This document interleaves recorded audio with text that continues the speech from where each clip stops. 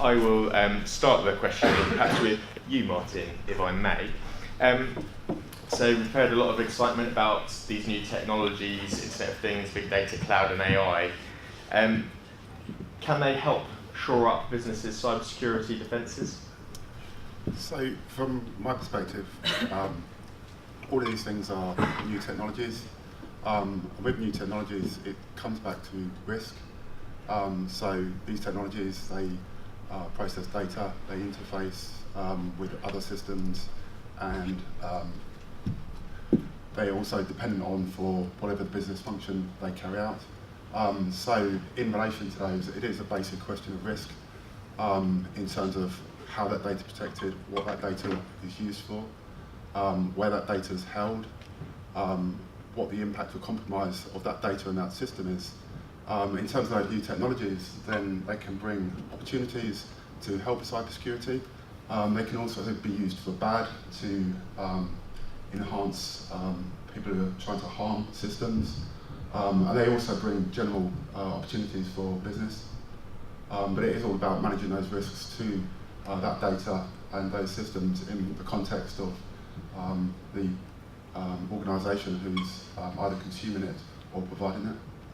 And I'll argue you feel that businesses are assessing and dealing with those risks adequately currently? So I think there's always a sort of challenge and a balance between speed to market and managing risks. Quite often standards lag behind the technology. There's a race to get technology out there. So if you look at connected autonomous vehicles, they're already there, they're in our lives. But in terms of standards, they're catching up. But companies race to get that technology out there to be a user, and consumers want to consume that technology. So that's always going to be a challenge. Great, perhaps I can hand over to you now. So at Center Parcs, what are the things that you're considering when thinking about adopting new technology and the cyber risk that might pose to you? Thanks, Tom. I think there's firstly, there's a couple of things. We're going through a significant digital transformation at the moment.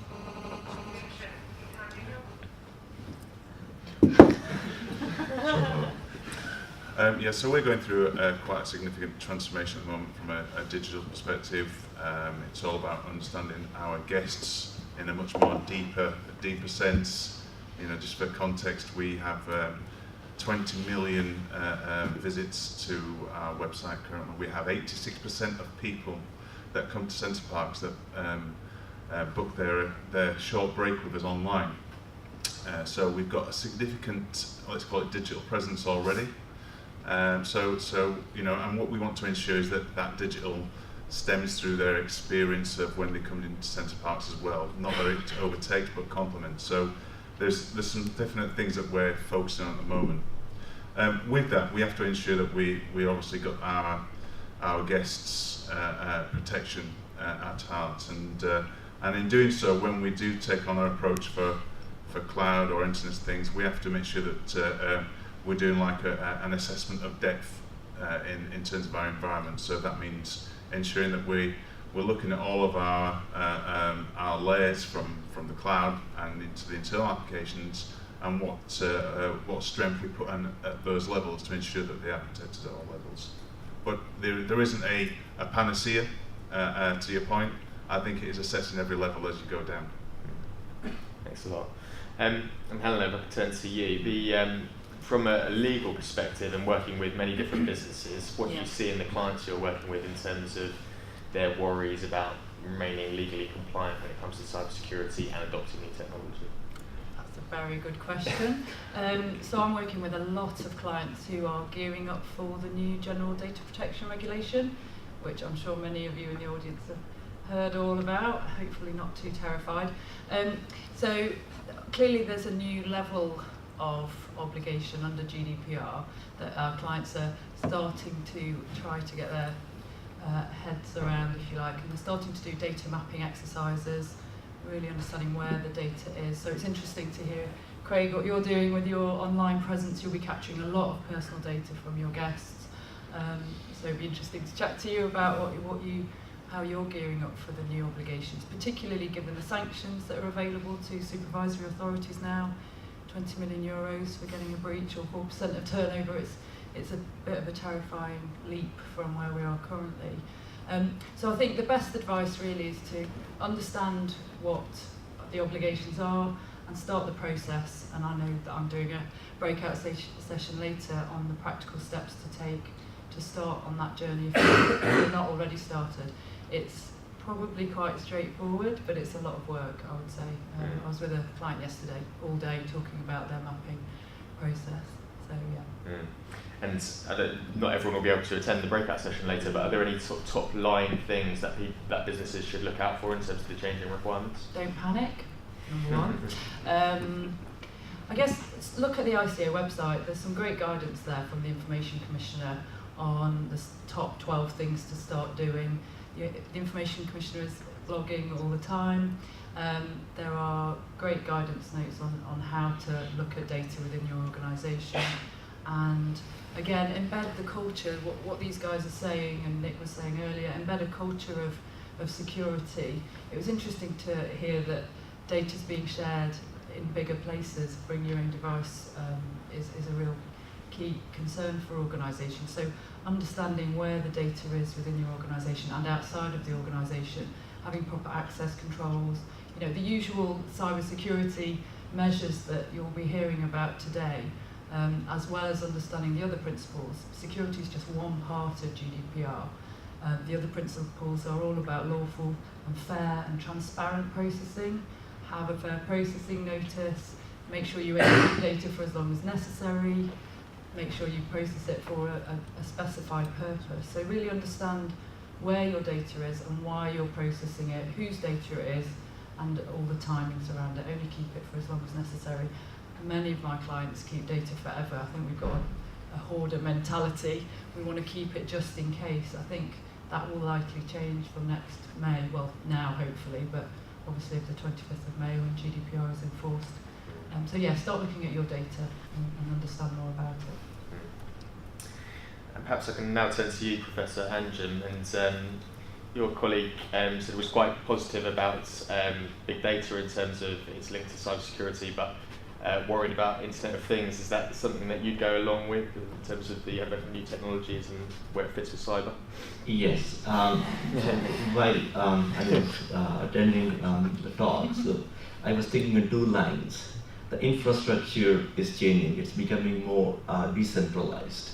So previously we had a cloud or kind of centralized systems, but Nick suggested that Internet thing is basically kind of driving the next generation of infrastructure. And Martin just gave an example of autonomous vehicles.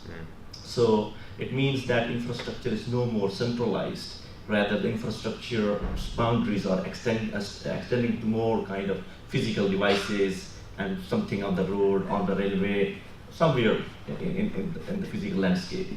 So as such, we also need to then basically think that how we secure these infrastructure and systems.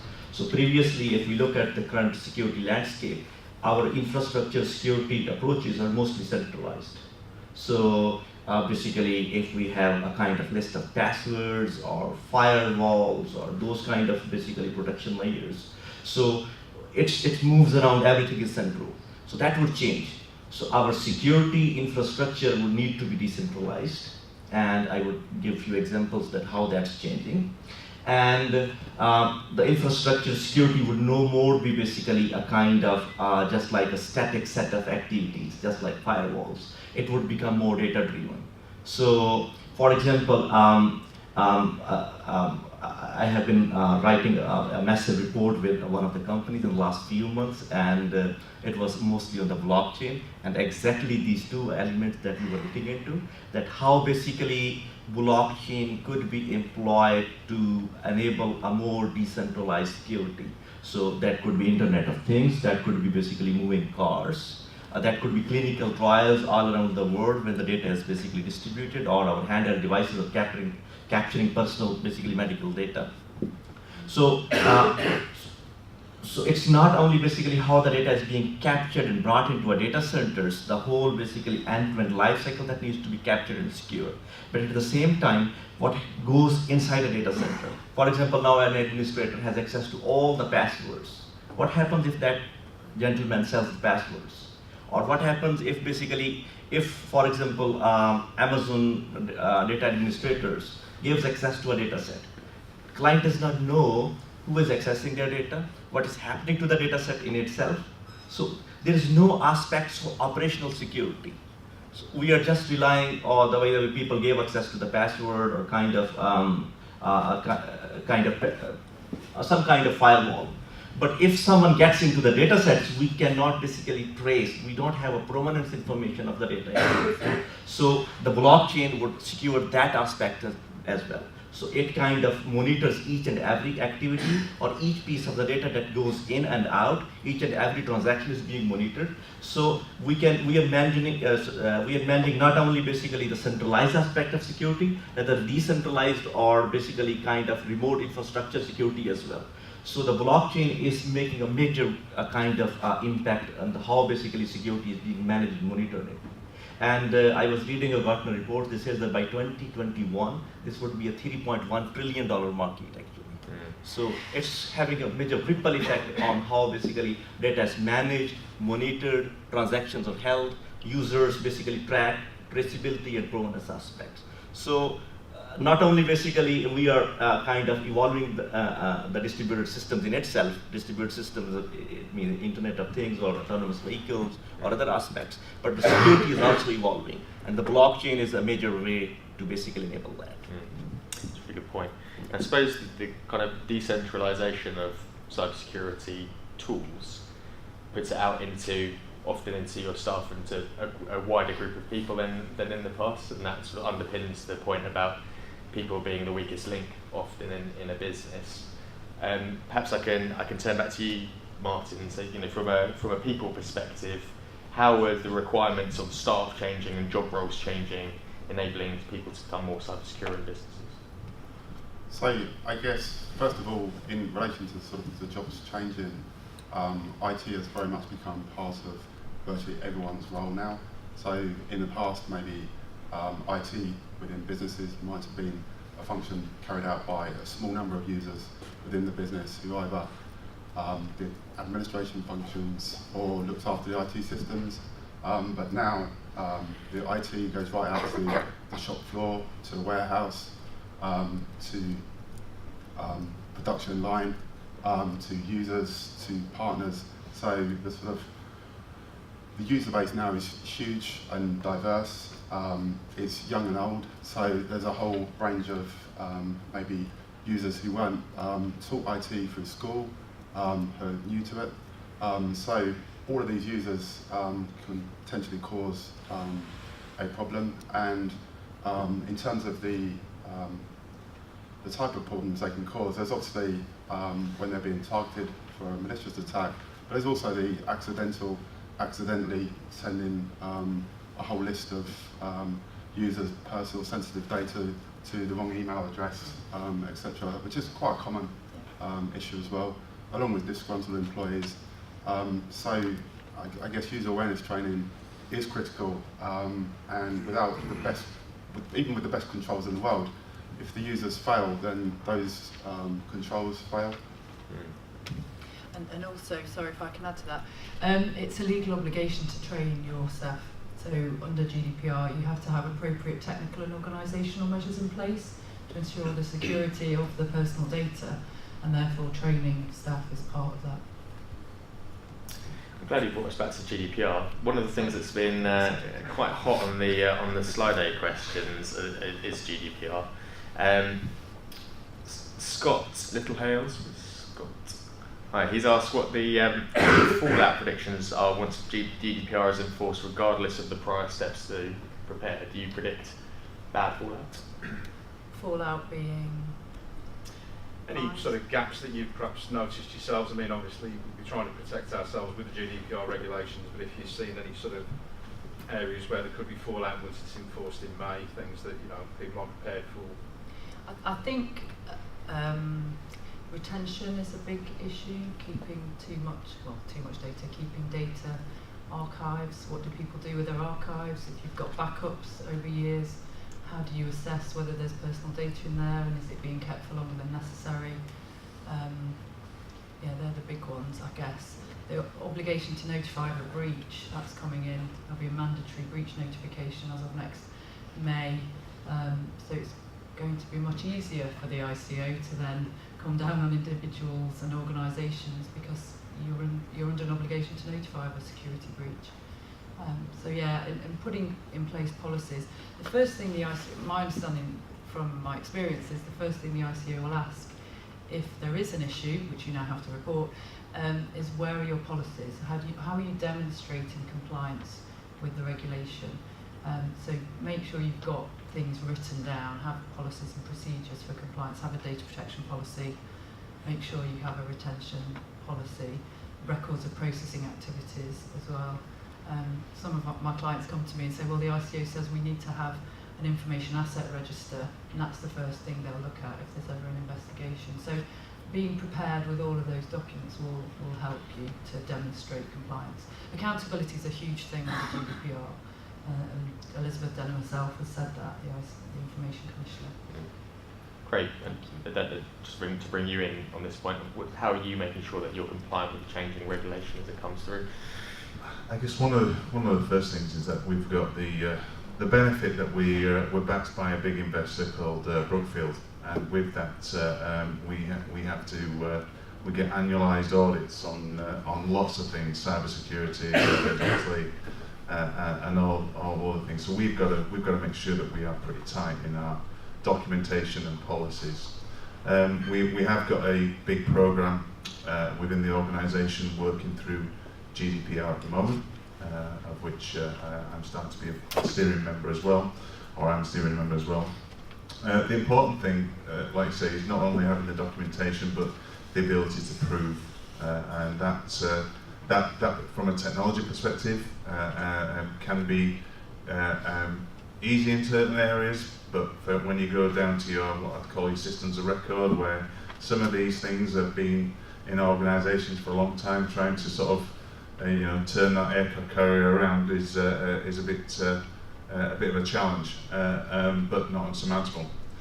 So I think it's just been important about being clear about what the data is, where it's been transient in, and how you can trace that to ensure that you've got the information there, and ensuring that the teams are well versed in the policies. And if I could just stay with you, Craig, there's a question on slide there about free Wi-Fi in areas like Center Parcs. Are they actually free if you're taking data from people who are using the Wi-Fi systems, and what do you have to need to think about there as someone who's offering that? Yeah, so yes, we have free Wi-Fi. It's brilliant, by the way. Go try it. We don't take people's data. We don't take people's data at all. We clear. We have a clear policy there. We've also implemented what's called friendly Wi-Fi as well, which is a trademark widely used now across the organisation, a lot of organisations, to ensure that we are protecting people's privacy and accessibility of areas which people may not shouldn't go into as well. So we do take it very seriously.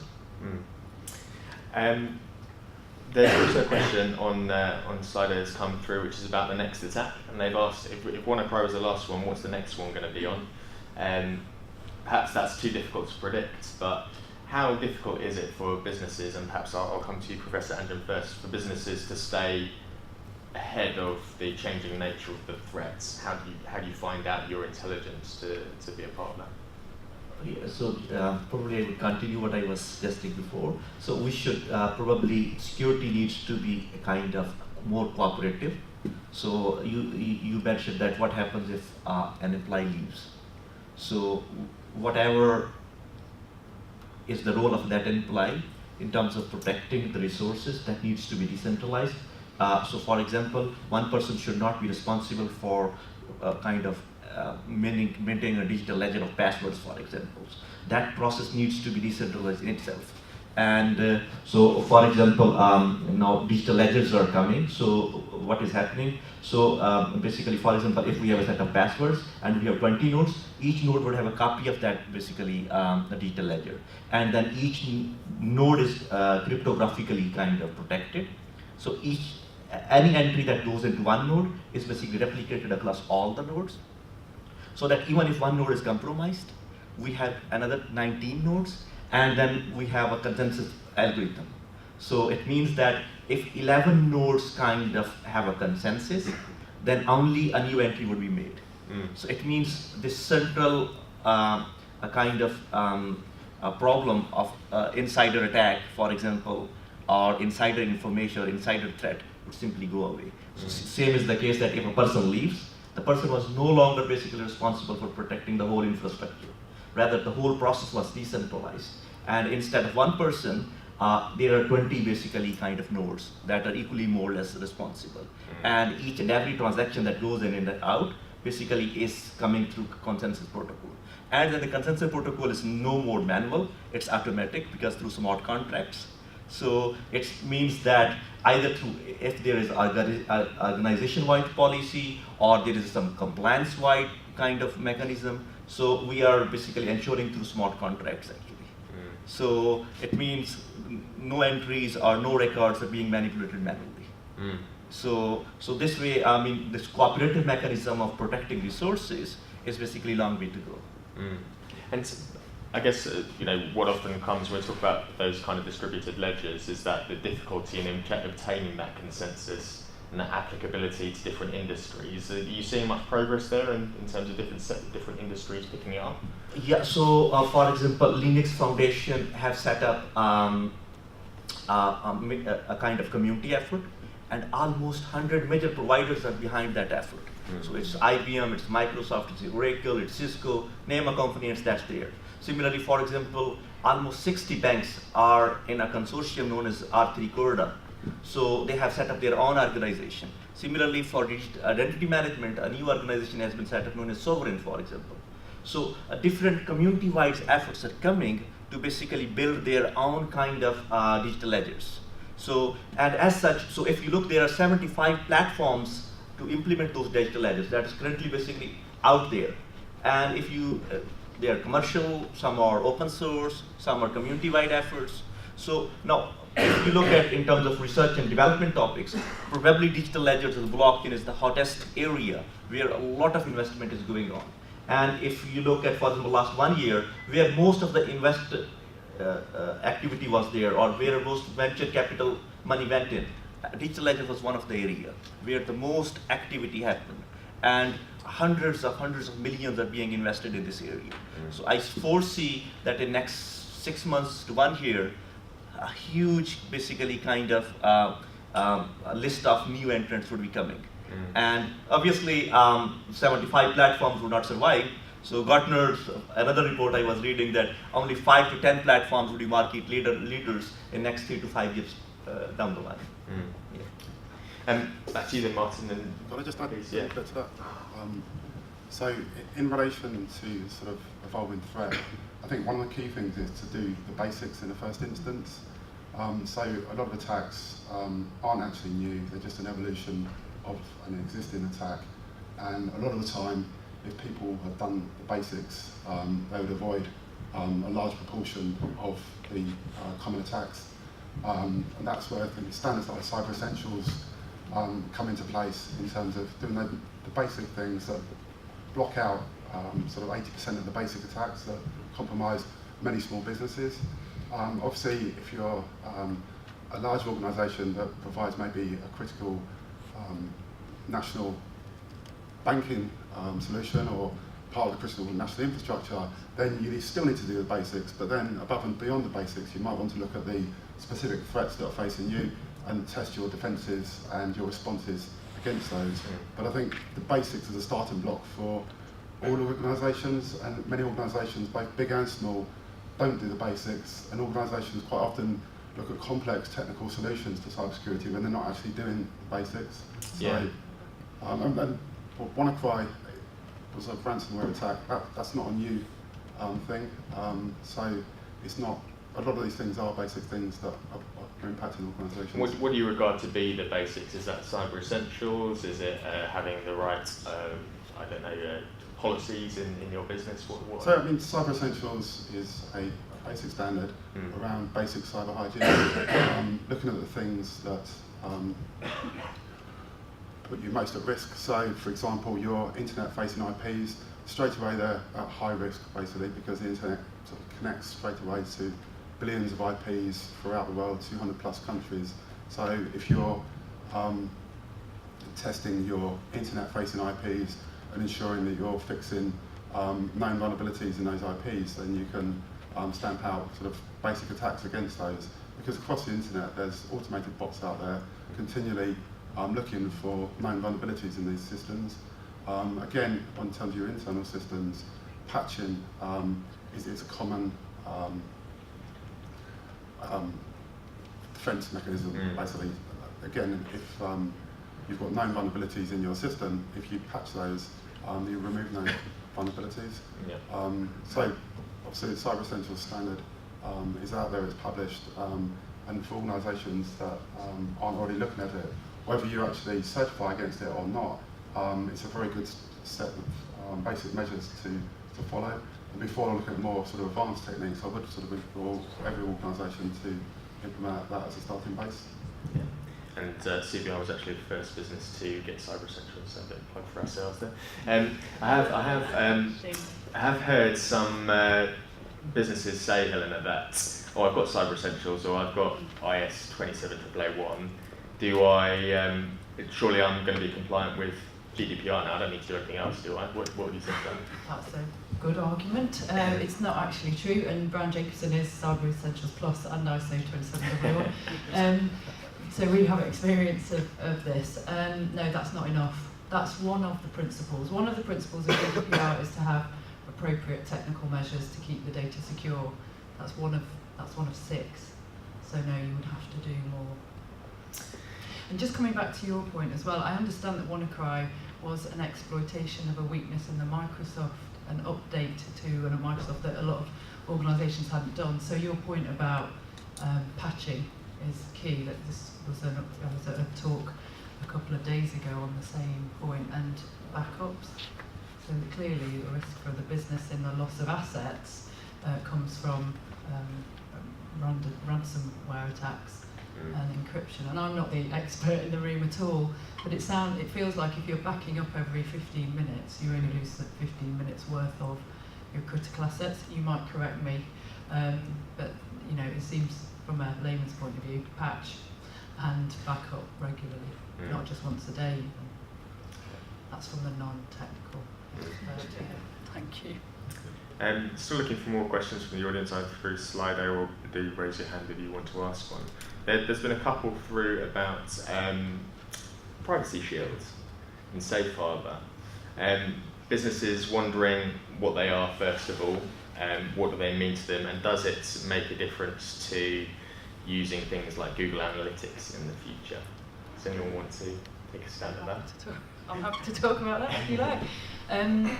So Safe Harbour and Privacy Shield. Safe Harbour is no longer used as a mechanism. They were each mechanisms for ensuring adequacy when transferring personal data outside of Europe. So the current Data Protection Act says that no personal data should be transferred outside of Europe without adequate mechanisms in place. So until October 2015, Safe Harbour was a mechanism for sending data to the US, to organisations who were signed up to the self-certification scheme called Safe Harbour. That was deemed to be inadequate by the European Commission, and following Max Schrems, who's an individual in Austria who challenged whether Safe Harbour was secure enough because of the mass transfer of data to the US. So in its place came Privacy Shield, this amazing concept that's pretty similar, although it is now being regulated more heavily in the US. Therefore, it's still okay. If you, as a UK organisation, want to share personal data with organisations in the US, I would check if they are on the Privacy Shield register, and it's accessible. You can search for it on the internet, and that enables you to ensure that the transfer of data is adequate. Again, that's again just one concept. You need to also make sure you're fairly and lawfully processing the data, you're only keeping it for longer than necessary, and the organisation you're sending it to has security measures in place. Privacy Shield is one of the ways of ensuring they have that security. Interesting question about Google Analytics. Google, I understand, are on the Privacy Shield register and therefore will have done their own assessment internally and be regulated now by the Department of Commerce in the US. Analytics, it's a bit opaque, isn't it? Now there's an obligation under GDPR to be very transparent about the processing you do about individuals. So if you are using analytics, it is using personal data. You may well be profiling them, which is using automated means to make decisions about them. If you are, then an individual has a right to object to that. So it's again just thinking about the processing you're doing of individuals using Google Analytics. Google Analytics may be used on your website, not really much personal data involved, so it's looking at how intrusive your processing is. I hope that helps. Thanks, Sam. Yeah, I think it does.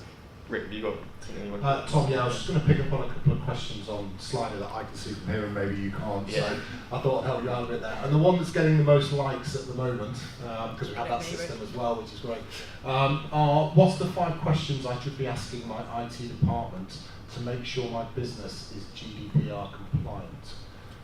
So I guess, Helena, that's probably coming back to you, and maybe Craig as well, just sort of perhaps what questions have you asked internally, and likewise Martin, for some of that question. Okay, I'll go first then. What 5 questions? Oh, there's probably hundreds. What 5 questions? Have you heard of GDPR? That's a good question. I would ask that if you're appointing any third party actually, and we are helping clients do due diligence on their third parties, remembering that as of next May, you as a controller will need to have a contract in place with your processor. So any third party that processes your personal data, you'll need to have a written agreement. You'll also need to ensure that you're appointing third parties, and this kind of applies internally, that ensure appropriate technical and organisational measures. They ensure the security of your data. So ask questions that will test their systems, if you like, test the security. So I can't really think of 5 questions off the top of my head, but they're the concepts you need to really pin down. What measures do you have in place to make sure this data is secure? GDPR gives examples like encryption and pseudonymization, so codifying personal data, but they are just examples. They're not giving specific advice on the technical measures in place. Craig, you might have some to add. Thanks a lot for that. And I'm probably not going to go with 5. I'll just give you, I guess, my views of where I'm focusing on what we're focused on at the moment. So the first one is right, making sure that your third parties are absolutely thinking about that, and that they, if they are handling data on your behalf, have appropriate measures in place, or will do. So it's being very, very transparent in that. And making sure that from a commercial agreement perspective, that's starting to be weaved into your contracts if they already haven't done so. The second thing is, obviously, as a business, there's a healthy tension between disruptive from a digital and a product management point of view and a product delivery point of view, versus being protective around the data. So, from a project delivery view, from when you're delivering projects, making sure you've got the right milestones in your delivery to ensure that they're checking in and making sure that they're doing the right thing from a GDPR point of view, and making sure that they are being foresightful when doing those deliveries. So, can I add something? And there's coming back to Craig's comment, there's a concept of a data protection impact assessment. And if you're doing any new projects using new types of data, or using the personal data for the first time, and it's particularly high risk, you'll need to carry out a data protection impact assessment, which is pretty much what you described, Craig. So yeah, PIA. And there's in the GDPR there's a requirement to design systems with privacy in mind. So privacy by design and by default, taking account of the scope and nature of the data, the state of the art, and the cost. You'll need to factor all that into your internal systems as well. Any further points on? Yeah, I was just going to add, so I guess GDPR is a business problem, and there can be a sort of a pattern of people sort of throwing it over to IT and making it an IT problem. But I think a starting point is to make sure that someone within the organisation with the relevant authority has a responsibility for GDPR and data protection, and also has the relevant expertise and skills, either if they're internal or whether they're externally appointed. And then within the organisation, both IT and across the organisation, actually carrying out gap analysis to ensure the current status and identifying where compliance is, and actually auditing against that as well. Because it's very easy to sort of say that one's compliant, but without actually going and testing that, you don't actually know that. Yeah, great. Sorry. Super. Sorry, Tom, there's a couple more questions just on here. I'm not sure if you're getting there, but the one that's kind of rocketing to the top with 4 lights at the moment from Gareth Winston from CWA. Thanks for that, Gareth. We're talking about GDPR, and it's just said it was mentioned that GDPR requires more than ISO 27001, but what more? Could we expand on this at all? What more is needed? And I think also the other question that I'll pick up on just to put to the panel at this point are, what are the top 5 things, that could be 5, that are make me vulnerable to cyber attacks? We'll touch on some of that as well. So shall I go first on the what's more? It really is, it's kind of following on from what we're all saying. It's embedding a culture of privacy within your organisation. It's really making sure that your staff and your senior management team and your boards are aware that keeping personal data secure is a key priority. Really understanding, doing a root and branch review of where your data is very important too. But just repeating what Martin's saying, making sure that there is responsibility within the organisation and awareness and that sense of being accountable and responsible for compliance. And I can go through the principles of GDPR and the kind of things that you'll need to do, like only keep data for as long as necessary, only process that information that you need to process for the goods or services you're selling, making sure you're keeping it for specific purposes. So these are the concepts that you'll need to think about, not just security. Clearly security is a huge part of keeping the data secure. And in reality, you won't have a personal data breach if your security is adequate. So that stops you from being on the Information Commissioner's radar, for example. So security is a huge deal, equally embedding that culture of privacy too. And there was another part of the question about So the top 5 things that make business vulnerable to a cyber attack, which I think we touched on some of that. But yeah, so I guess well, there are a number of things. I think you've touched on the one of the things, which is getting your hygiene done. Around your patching, your password management, all that type of stuff. I'm going to call something out. I think insider threat is not a nice thing to talk about, but that actually can be one of your main vulnerabilities. So, making sure that you've got the right appropriate levels of access for the right people in your organisation, and you're being very tight on that as well.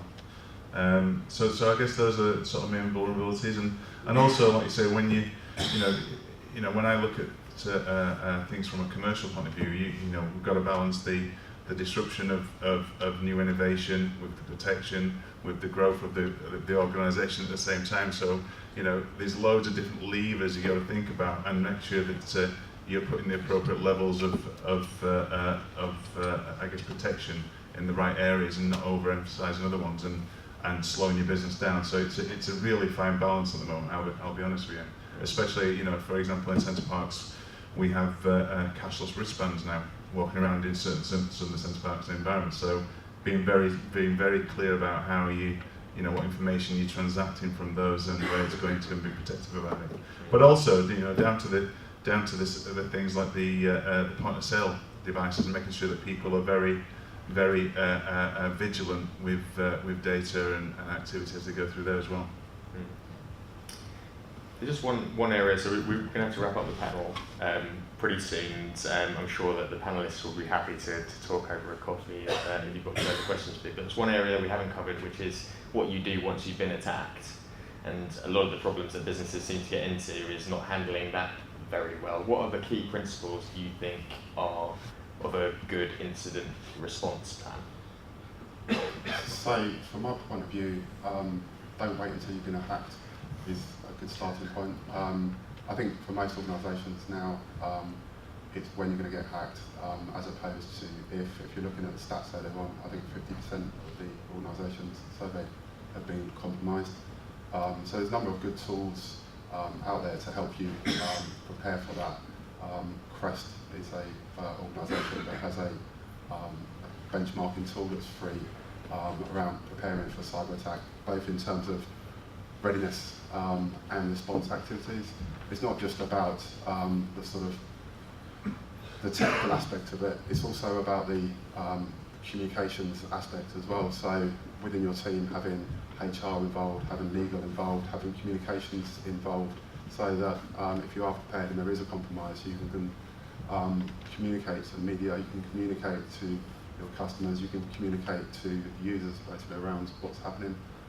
But I really can't sort of stress enough, the more you can prepare, the better position you'll be in as and when you do become compromised.